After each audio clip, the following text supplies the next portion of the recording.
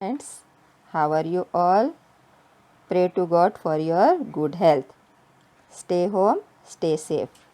Now, this is the second part of the recorded video from your English Junction book of Standard 4th.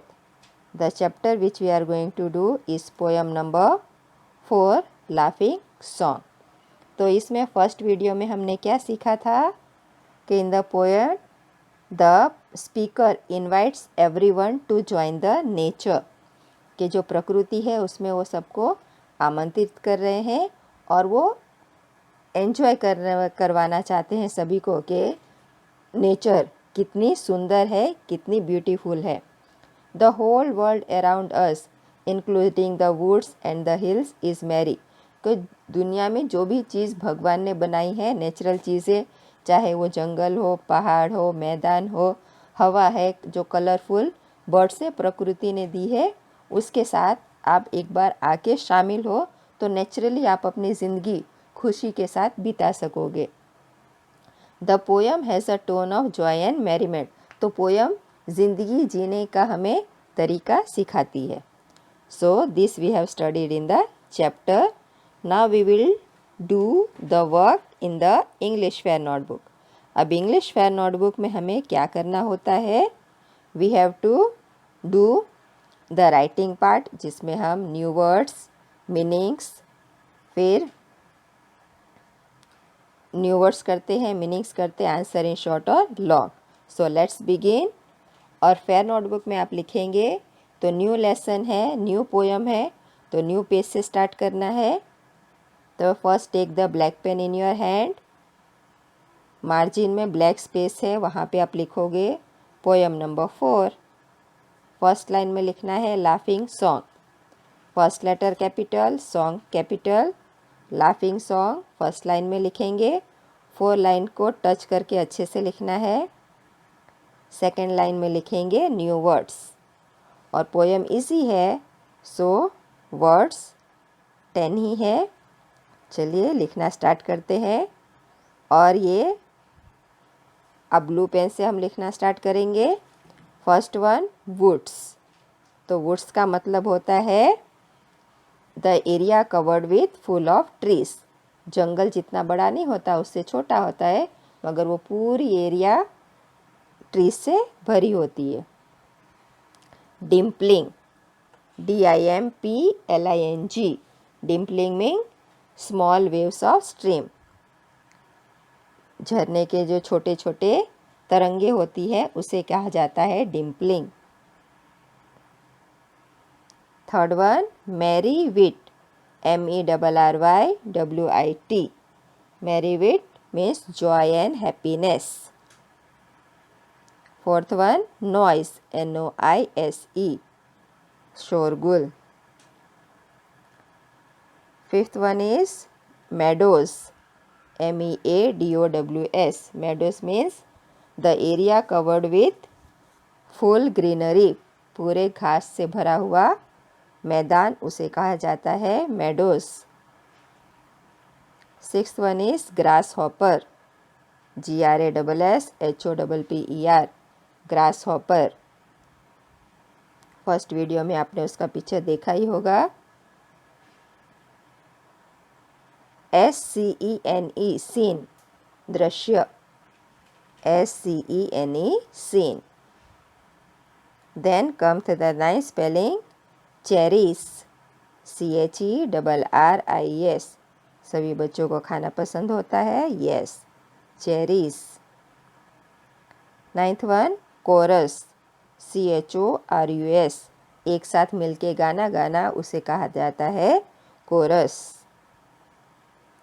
Then 10th spelling Emily, EMILY, Emily. तो ये सारे spellings आपको blue pen से लिखना है. और हो जाए उसके बाद एक लाइन स्किप करके आपको ब्लैक पेन से हेडिंग डालनी है मीनिंग्स. फिर क्वेश्चन हम ब्लैंक पेन से लिखेंगे, आंसर ब्लू पेन से लिखेंगे. तो आप लिखिए dimpling with the black pen, DIMPLING, dimpling. उसका मीनिंग क्या होता है? The small waves of stream. झरने के जो छोटे छोटे तरंगे लहरें होती हैं उसे कहा जाता है dimpling. Dimpling means the small waves of stream. Second one, merry wit means fun and happiness. Merry wit means fun and happiness. Meadows means fields covered in grass. पूरा जमीन घास से भरा हुआ खुला मैदान, उसे कहा जाता है meadows. Then the fourth spelling is chorus. Something that a lot of people say in the same time. वो तो सब एक साथ कब होता है? जब एक साथ सब मिलके गाना गाते हैं। स्पेशली ये कहाँ पे होता है? चर्च में।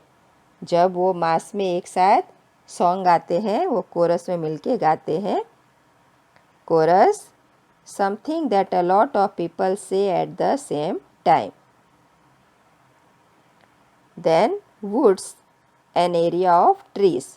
पूरा झाड़ से बड़ा हुआ एरिया, उसे कहा जाता है वुड्स। तो ये हो जाए, उसके बाद आपको again you have to skip one line, फिर आप लिखोगे आंसर इन शॉर्ट। उसमें हेडिंग आपको ब्लैक पेन से लिखनी है। फिर question number 1, how is the stream described in the poem?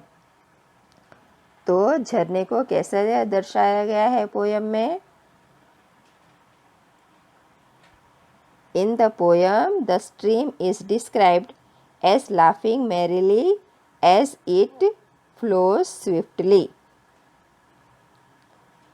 In the poem, the stream is described as laughing merrily, कि वो हंसी खुशी के साथ आगे बढ़ रही है। As it flows swiftly, वो जैसे जल्दी जल्दी आगे बढ़ रही है वैसे वो हंसी खुशी के साथ आगे बढ़ रही है। Second question, what, question black pen से लिखिएगा। What are the grasshopper and the birds doing? ये ग्रास हॉपर और बर्ड्स क्या कर रहे हैं? Yes students, give the answer. Excellent, very good, correct answer है the grasshopper loves in the lively green meadows. The grasshopper laughs in the lively green meadows. जो हरे भरे खुले मैदान है घास में, वो खुशी के साथ वहाँ पे झूम रहे हैं, कूद रहे हैं, एक जगह से दूसरी जगह जंप मार रहे हैं। And the birds laugh in the shade of the trees. और वो इतने सारे झाड़ है, उसके डालियों में बर्ड्स बैठ के एंजॉय कर रहे हैं, बिना कोई धूप के ट्रीज के झाड़ में वो अपने आप को एंजॉय कर रहे हैं। The grasshopper loves in the lively green meadows and the birds laugh in the shade of the trees. Now comes the question number 3, what is the speaker asking everyone to do? तो जो poet है वो सबसे क्या कहना चाहता है? The speaker asks everyone to live joyously. तो स्पीकर सबसे कहना चाहता है कि ज़िंदगी आप खुल के हंसी खुशी के साथ जियो।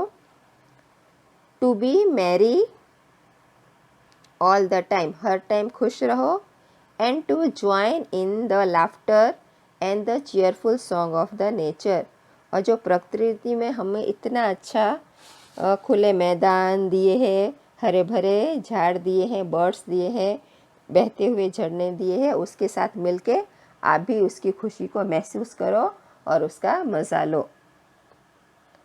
The speaker asks everybody to live life joyously, to be merry all the time and to join in the laughter and the cheerful song of the nature. Then come question number 4, What feeling does the poem convey? ये कविता द्वारा हमें क्या सिखाया गया है? The poem conveys a feeling of joy. एक प्रकार की खुशी देना चाहता है and cheer.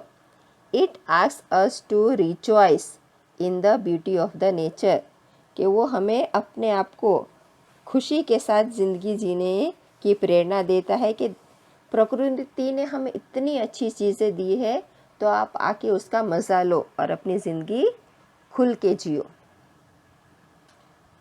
The poem conveys a feeling of joy and cheer. It asks us to rejoice in the beauty of nature. तो यहाँ हमारा आंसर इन शॉर्ट कंप्लीट हुआ. प्लीज़ लिव वन लाइन, फिर हम लिखेंगे आंसर इन लॉन्ग. तो उसके लिए भी एक लाइन छोड़ के आप लिखोगे answer in long. Black pen से लिखना है. The first question is why are Mary, Susan and Emily laugh singing. Mary, Susan और एमिली क्यों गाना गा रहे हैं? Very easy answer. Mary, Susan and Emily are singing as there is a joy, क्योंकि वो बहुत खुश है. And brightness everywhere in the nature, क्योंकि जो प्रकृति है वो पूरी तरह खिली हुई है. The lovely green woods, the stream जो झरने हैं, the hills and the chirping birds जो पक्षियाँ चहचहा रहे हैं, and the green meadows make them very happy. तो वो उनको सब खुशी प्रदान करते हैं और उसी खुशी के वजह से वो अपनी ज़िंदगी खुल के जी रहे हैं और इसलिए वो गाना गा रहे हैं.